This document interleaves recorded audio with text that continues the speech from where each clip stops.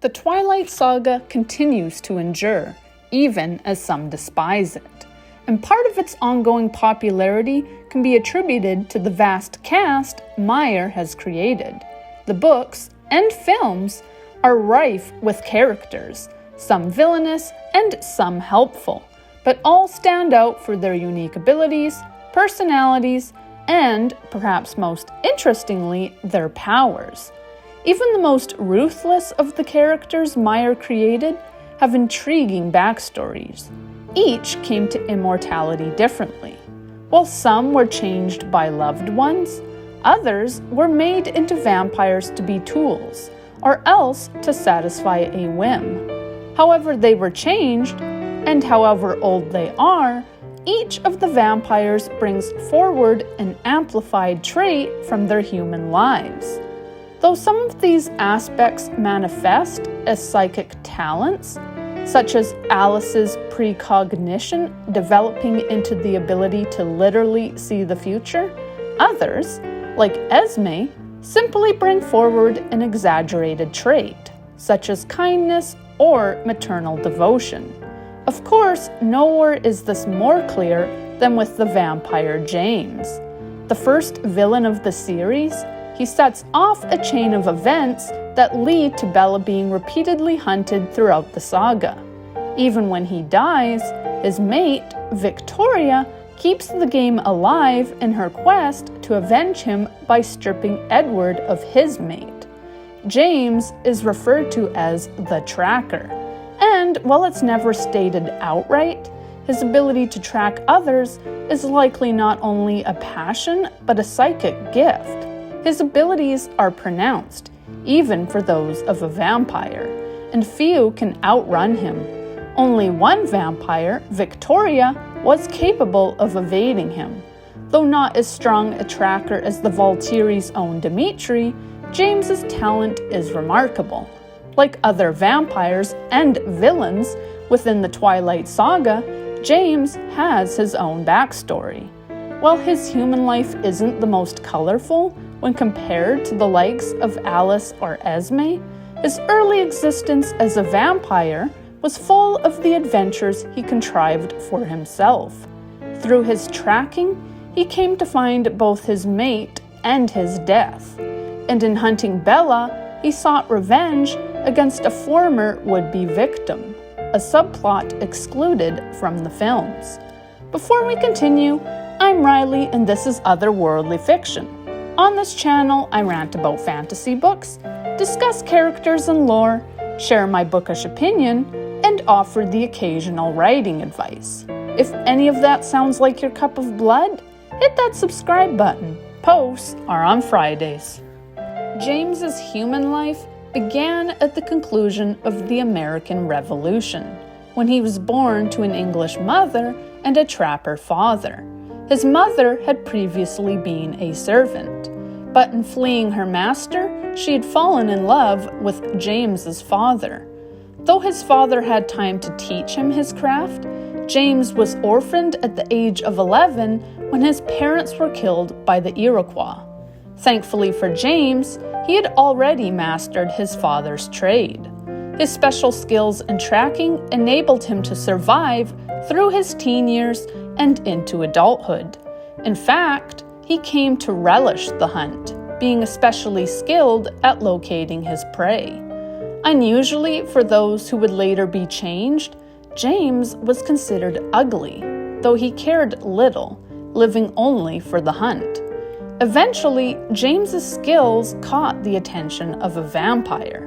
James was in Montreal, and the vampire, of French background, was piqued by the bravado James expressed.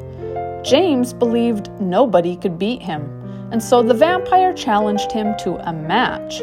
Each would see who could catch a given piece of prey first.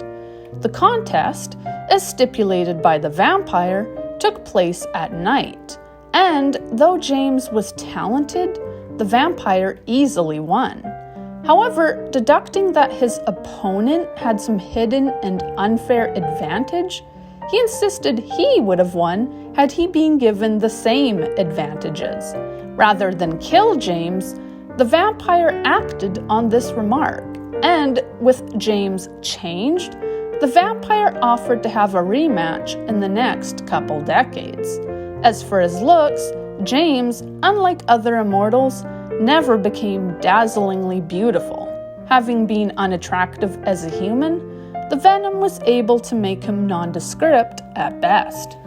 Like most newborn vampires, James was focused solely on hunting. However, after 6 months, he gained enough control to form one objective, that of killing the vampire who had made him. A more skilled tracker than ever, he located his creator and destroyed him. As far as James was concerned, this made him the winner of the contest that had started it all. Initially, James tracked vampires because of the challenge only they could offer. The games grew dull, though, as James inevitably found his victims in the end. It wasn't until he encountered Victoria that he met a true challenge, a vampire who could evade him, aided by a supernatural talent of her own. Rather than grow frustrated, James was relieved to have a proper challenge. Victoria's skills intrigued James, and with time, he lost interest in killing her. Instead, when he no longer wished to hurt her, he was finally able to catch up to Victoria, as her ability only allowed her to avoid those who wished her harm. Their talents acting in direct opposition, the pair became mates. They even separated on occasion, with James hunting Victoria for the fun of it, though Victoria would eventually allow herself to be found. Ironically, James's self-made adventures led him into unnecessary danger, even as it was in his mate's nature to avoid danger. But Victoria's sense for escape was extended to James when he followed her lead.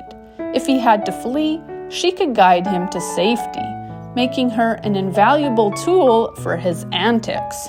When none other than the human Alice strayed across James's path, he had to have her, not only for the challenge, as she had earned the compassion of another vampire, but because of her blood. Alice was a singer, a human whose blood was uniquely irresistible to him, in the way that Bella's was to Edward. James pursued Alice, but he was stopped by the vampire who had taken pity on Alice. Though James managed to kill Alice's creator, Alice herself had already been bitten. By the time James might have reached her, it was too late. Alice was a vampire, but James was curious to see what she would do, being alone and without any memories of her human life. This wasn't to say that James didn't plan to kill Alice eventually, but she no longer had the human blood which had so entranced him. Moving on to other prey, James even tracked a werewolf, one of the children of the moon, through Siberia, though he didn't know the nature of the beast he hunted. In time, James and Victoria formed an alliance with Laurent. On coming to Forks, they encountered a band of vampires who, unlike them, maintained a home. James and his crew were nomads, shifting from place to place, but the Cullens literally lived in Forks. At first, there was minimal tension, until James caught the scent of Bella. Thrilled by how the Cullens swarmed to protect this one vulnerability, James made it his mission to kill Bella. With 8 vampires to protect her, he couldn't conceive of a greater challenge. While Bella was whisked away to Phoenix, Edward and the rest of the family, with the exception of Alice and Jasper, made a point of creating a false trail. From the onset, James suspected this was a ruse, but he chased and fled the Cullens in a cat-and-mouse game which ended in him taking off in an airplane. Meanwhile, Victoria supplied him with the hint he needed. In digging through Bella's records, she learned that Bella had moved from Phoenix, where her mother still remained.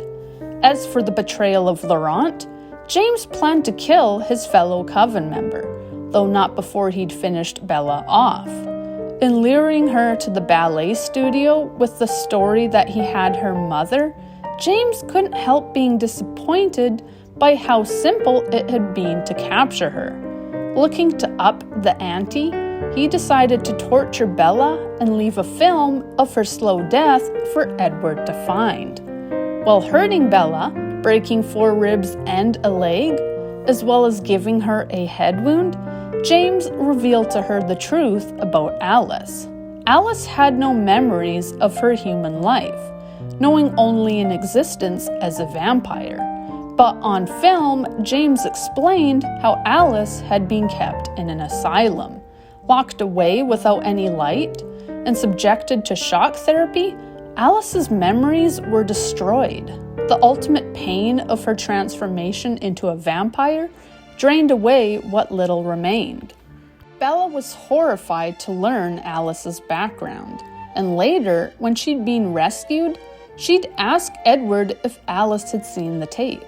Alice did, and in doing so, she learned what her real name had been, and that she still had living relatives. It didn't change her cheerful disposition, and much of her previous life would remain a mystery, but she had the truth. James also inflicted a bite on Bella, but Edward sucked the venom from Bella's hand to prevent her transformation into a vampire. Meanwhile, Jasper and Emmett immobilized James. Jasper pinned him with his ability to inflict emotions on others, and both Cullen brothers destroyed James. With his death, James's plan to kill Bella, and then to destroy the prey who had gotten away, Alice, were thwarted. James was destroyed, but his lust for death would continue in his mate, Victoria, who would with time meet her own demise in trying to kill Bella. In conclusion, unlike other sadistic vampires in the saga, including Victoria and Jane, James evokes little sympathy in the reader. Aside from being orphaned, he played the role of a villain from the outset. Even his mate, Victoria, was ultimately a tool to him, chosen only after he attempted to kill her. In a way, he's the coldest of the vampires Meyer has created, having no motives beyond pleasure in inflicting pain and death on others. It was because of him that Alice had to become a vampire, and he nearly took the choice from Bella too. Although Bella escaped, she would always bear the scar James gave her, along with the memories of what he'd done to her. As such, it was better for the vampire world in the long run that James was destroyed, as he was a true monster even among his own kind. Did anything in James's story surprise you? Whose backstory would you like me to cover next? Sound off in the comments. And if you enjoyed this video, like and subscribe. Thank you for watching, and happy reading.